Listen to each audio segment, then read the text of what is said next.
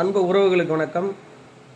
தமிழ்நாட்டில் ஜாதிகள் எப்படி உருவானதுங்கிறத நம்ம பார்த்துட்டு வரோம். அந்த வகையில் பறையர்குடி குறவர்குடியெல்லாம் நம்ம போன காணொலியிலே பார்த்தோம் எப்படி உருவானது அப்படிங்கிறது. நம்ம இப்போது இந்த காணொலியில் வன்னியர்குடி எப்படி உருவானதுங்கிறத நம்ம பார்த்துருவோம். அதாவது வன்னியர்களுக்கு எந்த மாதிரியான வரலாறு சொல்லி வச்சுருக்காங்கன்னா, வன்னியர்கள் நெருப்பில் பிறந்தவர்கள், வன்னியர்களின் குலதெய்வமான திரௌபதி அம்மன் நெருப்பில் பிறந்தது அப்படிங்கிற ஒரு வரலாறை அங்கே சொல்லியிருக்காங்க. இதனுடைய உண்மைத்தன்மை எந்த அளவுங்கிறத நம்ம பார்ப்போம். நம்முடைய ஆதி குடிகளான பறையர்குடி குறவர்குடி மக்கள் மலையில் வாழ்ந்தவர்கள். இவர்களில் ஒரு சிலர் தரையிறங்கி காடுகளை அழித்து விவசாய தொழிலை மேற்கொண்டவர்கள். விவசாய ஆதியில் இவங்க விவசாய நிலங்களுக்காக காடுகளை அழிக்க வேண்டிய தேவை இருந்தது. காடுகளை கொளுத்தி அழித்து தான் விவசாய நிலங்களையே பெருக்கிறாங்க. காடுகளை அழித்து தான் ஒரு நாட்டையே கட்டுறாங்க. அவ்வாறு நாட்டை கட்டியவர்கள் வன்னியர்கள்.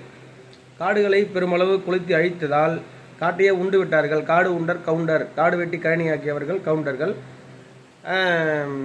அதாவது காடுகளை நம்பி வாழ்ந்த மக்கள் இந்த காடுகளை கொளுத்தும் நிகழ்விற்கு ஒரு எதிர்ப்பு தெரிவிக்கிறாங்க. அப்போ வன்னியர்குடிகளுக்கு போர் செய்ய வேண்டிய தேவை ஏற்படுது. இப்போ வன்னியர்களின் குலத்தொழிலாகவே ஏறும் போரும் குலத்தொழிலாகவே மாறுது. அவ்வாறு படைகட்டி போர் செய்தவர்கள் படையாட்சி எனவும், காடுகளை அழித்தவர்கள் கவுண்டர்கள் எனவும், காடுகளை அழித்து ஒரு நாட்டை கட்டிய சிற்றரசனை வன்னியர்கள் என்றும் அழைக்கப்பட்டார்கள். இந்த சிற்றரசர்களின் தலைவன் நாயகன் என அழைக்கப்பட்டார். அதாவது 234 தொகுதியிலேயும் எம்எல்ஏ முதலமைச்சர் கட்டுப்பட்டவர். அதுபோல பல சிற்றரசர்கள் உருவாகிறாங்க. இந்த சிற்றரசர்களை வன்னியர்கள் சொல்கிறாங்க. அந்த வன்னியர்களின் தலைவன் நாயகன். இதுதான் அது மட்டும் இல்லாமல் பள்ளத்தில் விவசாயம் செய்ததால் இவர்கள் பல்லர்கள் எனவும் அழைக்கப்பட்டு பள்ளி எனவும் இதெல்லாம் வன்னியர்களோட சம்பந்தப்பட்ட வார்த்தைகள். இப்படி தான் உருவாகுது. இதில் அந்த அக்னி சட்டி, அந்த வீச்சருவா அப்படி குறுக்க இருக்கும். இது எதுக்கு இந்த சின்னம் கொடுக்கப்பட்டிருக்காங்க வன்னியர்கள்னு சில பேருக்கு தெரியாது. அப்போ இந்த நெருப்பையும் வீச்சருவையும் வச்சு தான் போர் செஞ்சுருக்கிறோம், காட்டை அழித்து நாட்டை கட்டியிருக்கிறோம். அதனால தான் நம்மளுடைய அது முக்கிய பங்கு வகித்ததால் அது சின்னமாக மாற்றப்பட்டுள்ளது. மேலும் திரௌபதி அம்மன் நெருப்பில் எப்படி பிறந்ததுனாக்கா இந்த மாதிரி தான். ஒரு அடர்ந்த காடை கொளுத்தும் போது அந்த காடானது நெருப்புக்கு தீக்கிரையாகி அங்கே நிலம் பிறக்கும், தரை பிறக்கும். அந்த தரைப்பதி தான் திரௌபதி என காலப்போக்கில் மாற்றப்பட்டுள்ளது. ஆக வரலாறு இப்படி இருக்க, ஜம்பு மகரிஷி, ருத்ரவன்னியன் இந்த போன்ற ஒரு புராண புழுகு கதையெல்லாம் விட்டுட்டு அலையிறானுங்க.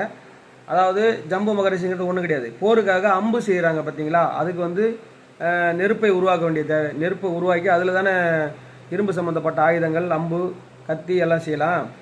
அப்போ இதை யாகம் வளர்த்தாரு அப்படின்ட்டானுவ. ஏன்னா இரும்பு உருக்கும் தொழில்நுட்பமே அது ஒரு மிகப்பெரிய தொழில்நுட்பம். அப்போல்லாம் அவங்க சில ஞானிகள், சித்தர்கள், முனிவர்கள் இந்த மாதிரி இவர்கள் தான் இந்த தொழில்நுட்பத்தை கண்டுபிடிக்கிறாங்க.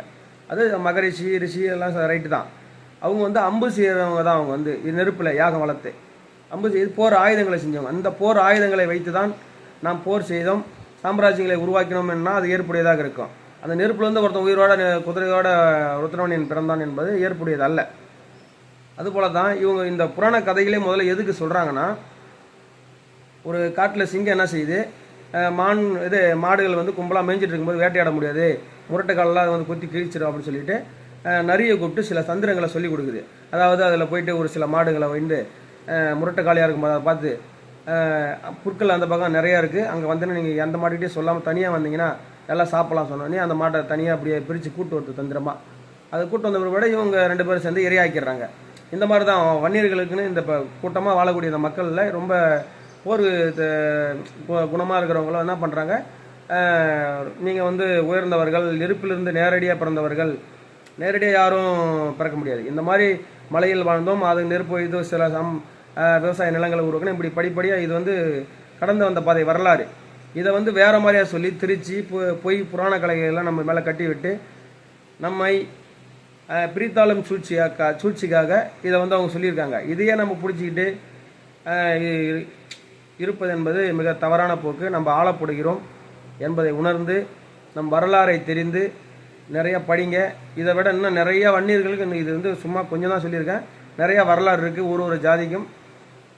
அது எல்லாமே நமக்கு வரலாறாக நம்ம எடுத்துக்கணுமே தவிர ஒரு குடியோட ஒரு உயர்வு தாழ்வு பாராட்டக்கூடாது. நமக்கு எல்லாருக்குமே தாய்மொழி தமிழ் தான். அதை மனசில் வச்சுக்கிட்டு நம்ம செயல்படணும். நன்றி, வணக்கம். நாம் தமிழர்.